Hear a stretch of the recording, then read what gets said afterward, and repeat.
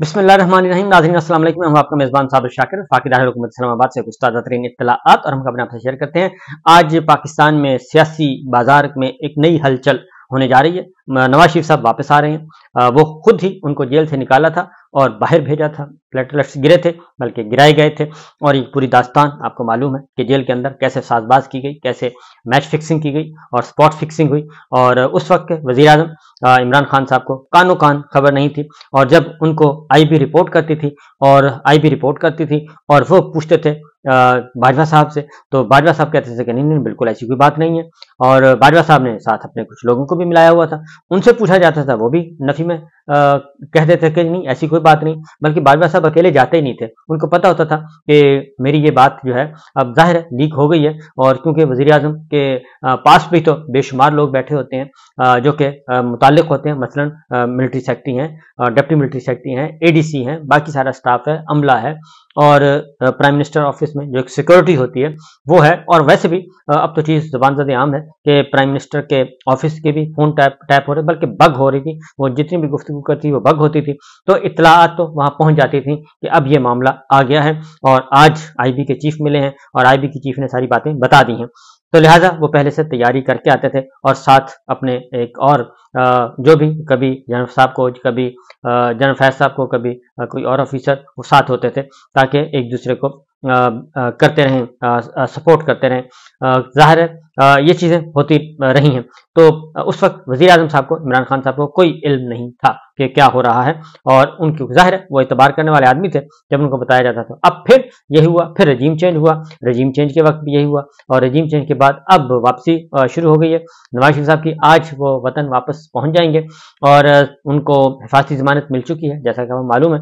तो उन्होंने 24 अक्टूबर को अदालत के सामने पेश होना है। बहरहाल आज वो दुबई से रवाना होंगे और दुबई से रवानगी के बाद पाकिस्तानी वक्त मुताबिक 12:30 बजे पहुंचेंगे और 12:30 बजे इस्लामाबाद लैंड करेंगे। 2 घंटे वहां पे स्टे है और वहां से फिर हेलीकॉप्टर के जरिए उन्हें लाहौर ले जाया जाएगा और जलसागाह के करीब करीब कहीं पे उतारा जाएगा। और वहां से फिर वो अपनी एक तकरीर फरमाएंगे। और तकरीर के मुंदरजात का पहले से मैं आपको बता देता हूँ। उसमें जनरल बाजवा का जिक्र नहीं होगा, जनरल फैज का जिक्र नहीं होगा, इंतकाम खासतौर पे मिलिट्री एस्टेब्लिशमेंट के साथ किसी किस्म के टकराव का जिक्र नहीं होगा। और वो उसमें 2 बातें अगर उन्होंने बातें मानी तो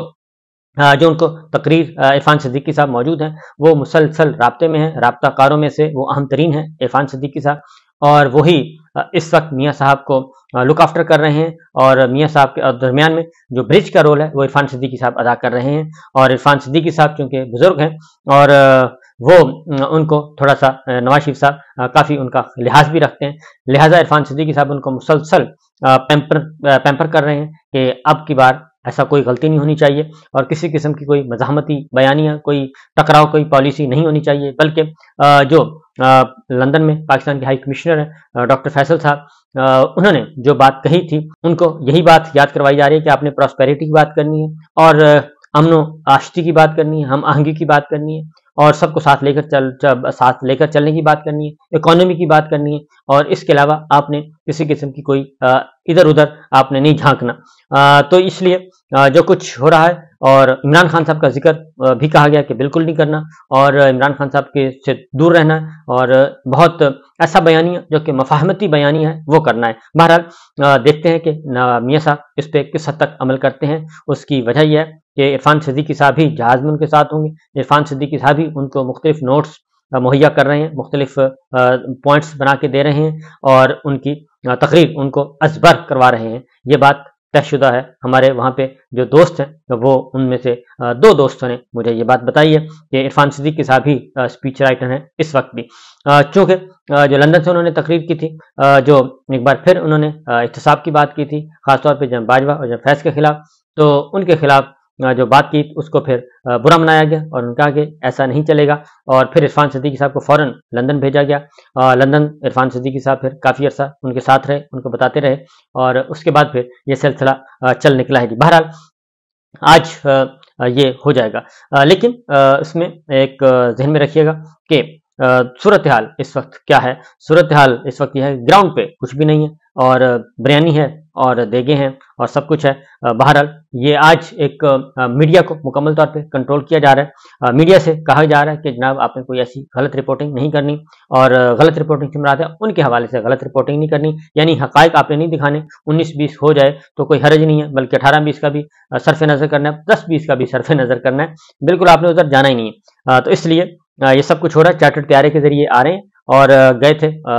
قطری طیارے پہ، آ رہے ہیں چارٹرڈ طیارے پہ، تو اس سے آپ اندازہ کر سکتے ہیں۔ کچھ ملاقاتیں دبئی میں ان کی ہوئی ہیں، اور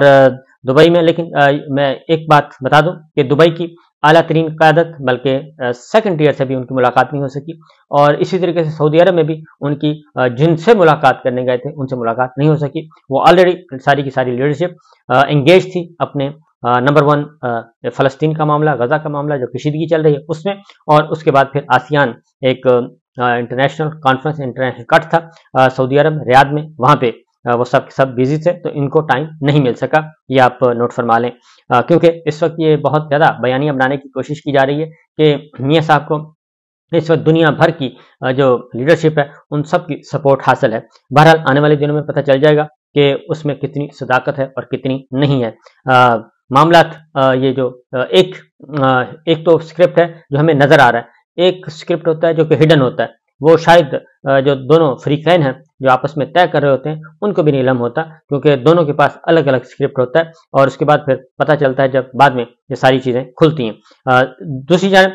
پاکستان تحریک انصاف، عمران خان صاحب نے خاص طور پہ، اور پاکستان تحریک انصاف کی پاکستان تحریک انصاف کی کور کمیٹی نے کچھ اسٹیٹمنٹ جاری کیے، اور انہوں نے سپریم کورٹ آف پاکستان کی طرف سے جو فوجی عدالتوں کے ٹرائل کی سماعت مقرر کی گئی ہے اس کا خیر مقدم کیا ہے، اور 90 روز کے اندر الیکشن کروانے کا معاملہ اس کا بھی خیر مقدم کیا ہے۔ اور تحریک انصاف نے یہ کہا ہے کہ سول آبادی کے فوجی عدالتوں میں ٹرائلز کی دنیا میں کسی مہذب جمہوری معاشرے میں کوئی گنجائش نہ ہمارا دستور اس کی اجازت دیتا ہے اور نہ ہی اس کی آئین میں گنجائش ہے، اور اس لیے بدقسمتی سے دستور سے سنگین انحراف کی راہ پر گامزن ریاستی مشینری، آئین اٹارنی جنرل کی یقین دہانی اور سپریم کورٹ کی واضح ہدایات سے کھلے انحراف بضد رہتے ہوئے شہریوں کے خلاف فوجی عدالتوں میں کارروائی آگے بڑھا رہی ہے۔ ہمیں توقع ہے کہ جسٹس اعجاز الحسن کی سربراہی میں اس معاملے میں سماعت کے لیے قائم فل بینچ فوری طور پر اس کا نوٹس لے گا اور ریاست کو دستور اور قانون سے تجاوز سے روکا جائے گا۔ امید ہے سپریم کورٹ اس معاملے پر دستور کی منشا کے مطابق پہلے سے پڑھ کر واضح کرے گی، اور اس بارے میں اٹھائے جانے والے انتظامی لیجسلیٹو اقدامات قلعدم قرار دے کر منصفانہ سماعت کے دستوری حق کو پھر سے زندہ کرے گی۔ یہ پاکستان تحریک انصاف کے ترجمان نے اسٹیٹمنٹ جاری کیا 90 روز کے اندر انتخابات کا معاملہ بھی، کیونکہ منڈے سے یہ سلسلہ شروع ہو رہا ہے، اور آج چیزیں کچھ کلیئر ہو جائیں گی، اور نواز شریف صاحب کی آمد، اور اس کے بعد جہاں تک جلسہ گاہ کا معاملہ ہے وہاں پہ مکمل طور پہ سرکاری سرپرستی، حکومتی مشینری، اب تو ساری چیزیں کھل کر سامنے آ گئی ہیں کہ کس طریقے سے سادہ کپڑوں میں سرکاری ملازمین کو کہا گیا ہے، اور کہ جناب آپ نے سادہ کپڑوں میں پہنچنا ہے، اور منیمم تعداد جو ہے وہ تقریباً 10,000 کا ہے ان کا، 10,000 سرکاری ملازمین کو کہا گیا کہ آپ نے ہر صورت میں پہنچنا ہے، اور یہ وہاں پہ حاضری اور بلکہ پہنچنا شروع ہو گئے ہیں، کیونکہ ویکینڈ اس لیے رکھا گیا تھا کہ جمعہ لاسٹ ورکنگ ڈے ہوتا ہے، کل سے نکلنا شروع ہو گئے تھے لوگ، اور آج ہفتہ اور اتوار تک وہاں پہ رہیں گے اور معاملات طے کرنے کی کوشش کی جائے گی۔ ہفتے کو آج ہوگا تو اتوار اگلے دن بھی چھٹی ہے، تو وہاں پہ کچھ جو چیزیں آڈیوز ویڈیوز سامنے آ رہی ہیں، social media, digital media, YouTubers, ان کو مکمل طور پہ کیا گیا ہے جی ایک سائڈ پہ، انہوں نے کہا کہ ایسی کوئی رپورٹنگ نہیں کرنی، بلکہ میڈیا محدود کوریج کرے گا، جہاں پہ ان کو اجازت ہے، جہاں پہ ان کی جگہ مخصوص ہے صرف وہیں کرے گا۔ لیکن پھر بھی ظاہر ہے اتنا بڑا مینار پاکستان ہے، کسی کو کیا پتا کہ یہ یوٹیوبر ہے یا پھر یہ جھنڈا اٹھائے مسلم لیگ نواز کا ہے، کیونکہ لوگ مسلم لیگ نواز کا جھنڈا اٹھائے ہیں، اور پاکستان تحریک انصاف کے لوگ جو ہیں وہ بھی اندر جا چکے ہیں، اور وہ بھی اندر موجود ہیں، وہ بھی اپنا مزہ لیتے ہیں۔ یہ سلسلہ چل رہا ہے، لیکن ساتھ ساتھ ایک بات بتا دوں کہ بجلی کے صارفین کے لیے، یعنی کہ پاکستان کے عوام کے لیے ایک اور مہنگائی کا جو ہے بہت بڑا طوفان آنے والا ہے، اور وہ 8 ارب 37 کروڑ روپے کا اضافی بوجھ جو ہے وہ بجلی کے صارفین پہ ڈالا جائے گا، اور بجلی کے صارفین اس معاملے میں تیار رہیں۔ اور دوسری جانب بھارت شدید ترین مشکلات کا شکار ہے، اور کینیڈا میں جو ہردیپ سنگھ کا قتل ہوا تھا اس میں کینیڈا کے پرائم منسٹر نے بلکہ 5 آئیز نے مشترکہ طور پہ بھارت کو اس کا الزام دیا تھا، اور بھارتی ریاست کو الزام دیا تھا، اور اس میں انہوں نے کہا کہ ہمارے پاس ثبوت ہے، اور آسٹریلین انٹیلیجنس چیف کی نے بھی ہردیپ سنگھ کے قتل میں وہاں بھارت کی خفیہ ایجنسی کے ملوث ہونے کی تصدیق کر دی ہے، اور نہ صرف تصدیق کر دی ہے بلکہ انہوں نے ایک انٹرویو دیا ہے۔ انہوں نے Australian intelligence chief mic Burgess کا ABC کو انٹرویو ہوا ہے، اس میں انہوں نے بھارت کی خفیہ ایجنسی را کا نام لے دیا ہے، اور انہوں نے کہا ہے کہ کینیڈین ہائی حکومت نے تصدیق کے بعد بھارت کو قتل کا ذمہ دار ٹھہرایا ہے، اور کینیڈین شہری کے قتل پر بھارت کینیڈا تنازع کی وجہ نہیں بنتی، اور کسی بھی ملک کے شہری کا دوسرے ملک کے ہاتھوں قتل سنگین اقدام ہے، اور آسٹریلیا میں موجود سکھ شہریوں کو مکمل تحفظ فراہم کریں گے۔ تو یہ امریکی انٹیلیجنس کی فراہم معلومات کے مطابق مودی سرکار سکھ رہنما کے قتل میں ملوث ہے۔ نیویارک ٹائمز اور معروف بھارتی تجزیہ کار اویناش نے بھی کی جانب سے بھی مائک برجیس کے بیان کی تائید کی گئی ہے۔ تو بھارت کے لیے ایک مشکل کام ہے، اور یہ مشکل وقت ہے، اور چونکہ انہوں نے ان پہ ایک ایسا الزام، سنگین ترین الزام عائد کیا ہے جو کہ پاکستان کی طرف سے نہیں ہے بلکہ کینیڈا کی طرف سے، آسٹریلیا کی طرف سے، اور امریکہ، برطانیہ، فائیو آئیز کی طرف سے۔ تو جو فائیو آئیز کہہ رہے ہیں تو اس کا مطلب ہے، اور اس کے ظاہر بھارت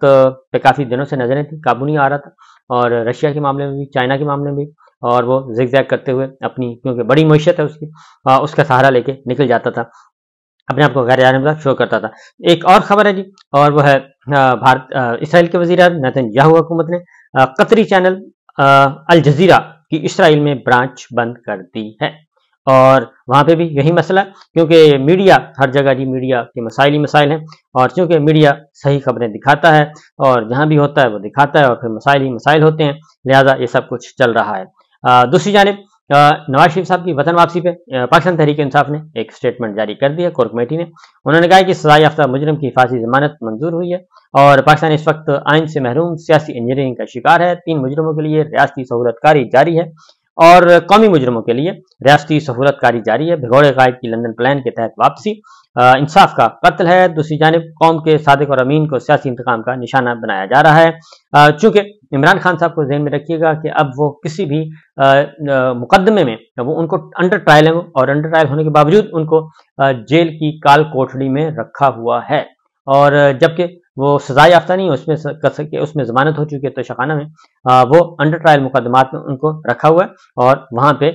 ضمانتیں، اور اس کو ان کے ساتھ ٹریٹمنٹ کیا جا رہا ہے، ایسا ٹریٹمنٹ کیا جا رہا ہے جو کہ سزا یافتہ سنگین ترین جو مجرم ہوتے ہیں ان کے ساتھ کیا جاتا ہے۔ بہرحال آنے والے دنوں میں کچھ چیزیں ہوں گی، اور آنے والے دنوں میں بہت ساری چیزیں سامنے آئیں گی۔ اور ایک اور بھی بتا دوں کہ شیخ رشید صاحب کا انٹرویو جو کہ معاملہ ہوا، اس کے بارے میں چیزیں سامنے آ رہی ہیں، اور خبریں سامنے آ رہی ہیں، مختلف لوگ اس بارے میں سوشل میڈیا پہ اپنے خیالات کا اظہار کر رہے ہیں، کیونکہ ایک ٹویٹ ہے، کچھ لوگ شیخ رشید کو گھسیٹتے ہوئے سما لائے، ان کا گریبان پھٹا ہوا تھا، پسینے سے شرابور تھے، آنکھوں میں آنسو تھے، ایک شخص نے ان کا کالر پیچھے سے پکڑا ہوا تھا، خان کے خلاف اسکرپٹ پڑھنے کا کہا گیا، انہوں نے انکار کیا، تو رد عمل میں ایک شخص نے ان کے چہرے پر زناٹے دار تھپڑ مارا۔ اور یوٹیوبر اسد طور جو ہیں ہمارے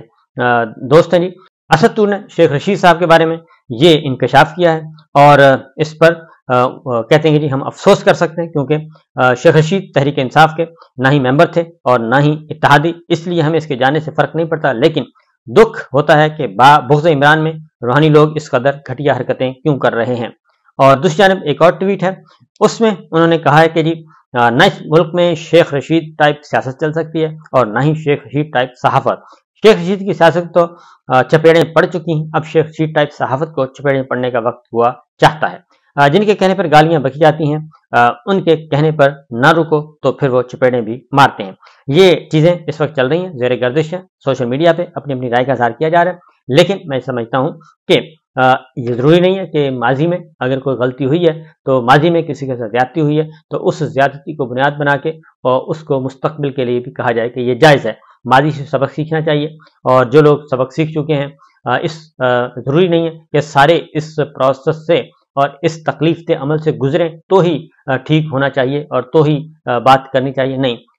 اگر بڑی بات یہ ہے کہ ایسے مظالم جو ہوئے ہیں ماضی میں ہوں یا اس وقت ہو رہے ہیں یا مستقبل میں ہوں، اگر ہم اس کو جواز بخشیں گے تو مستقبل میں یہ سلسلہ رکے گا نہیں، یہ چلتا رہے گا۔ اجازت دیجیے، اللہ حافظ۔